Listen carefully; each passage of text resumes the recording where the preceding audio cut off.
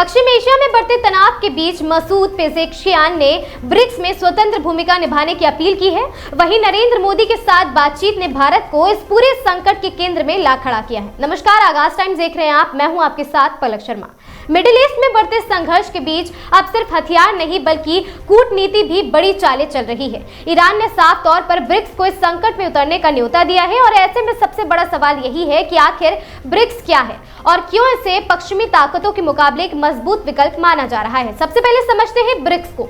ये दुनिया की बड़ी उभरती अर्थव्यवस्था का एक समूह है जिसमें ब्राजील, रूस, भारत, चीन और दक्षिण अफ्रीका जैसे देश शामिल हैं।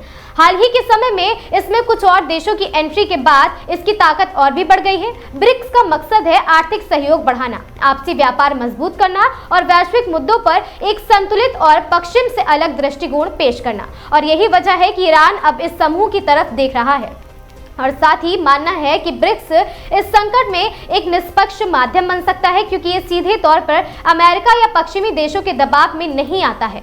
उन्होंने साफ कहा है कि जब तक अमेरिका और इजराइल अपनी सैन्य कार्रवाई नहीं रोकते हैं तब तक शांति संभव नहीं है। यहाँ भारत की भूमिका सबसे अहम हो जाती है। नरेंद्र मोदी ने बातचीत के दौरान साफ कहा है कि युद्ध किसी के हित में नहीं है और सभी पक्षों को शांति की दिशा में कदम बढ़ाने चाहिए। भारत एक ऐसा देश है जो दोनों पक्षों से संबंध बनाए रखता है और यही वजह है कि इस पूरे संकट में एक बैलेंसिंग पावर बनकर वह उभर रहा है। ब्रिक्स की खास बात यह है कि ये सिर्फ अपनी बातों तक सीमित नहीं है, बल्कि इसके पास अपना बैंक, न्यू डेवलपमेंट बैंक भी है जो विकासशील देशों को आर्थिक मदद देता है। और ऐसे में अगर ये समूह एकजुट होकर कूटनीतिक पहल करता है तो इसका असर वैश्विक स्तर पर भी देखने को मिल सकता है।